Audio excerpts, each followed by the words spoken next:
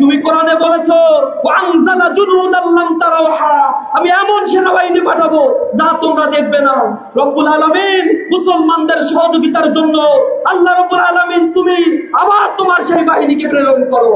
প্রিয় ভাইরা, আমরা উদ্বেগের সাথে লক্ষ্য করছি, আমরা যখন এই কর্মসূচিগুলো পালন করে পৃথিবীতে বিভিন্ন ভাবে প্রেসার ক্রিয়েট করার জন্য নিজেদের উপর চেষ্টা করছি, তখন বাংলাদেশে বিচ্ছিন্ন কিছু জায়গায় কিছু ভাইদেরকে আমরা দেখতে পাচ্ছি দোকান পাটে হামলা করে লুটপাট করছে।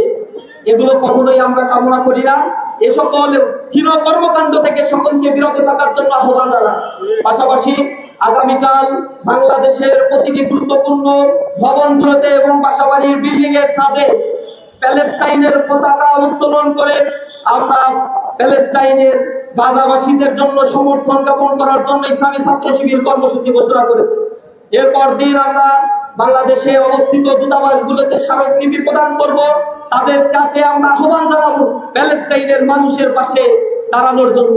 তাদের খাদ্য সংগ্রহ, তাদের স্বার্থের স্বাভাবিক প্রবাহ যেন ঠিক থাকে, এই রাষ্ট্রকে আবার পুনর্গঠন করার জন্য মুসলিম উম্মাহের কাছে আমরা উদাত্ত আহ্বান জানাবো।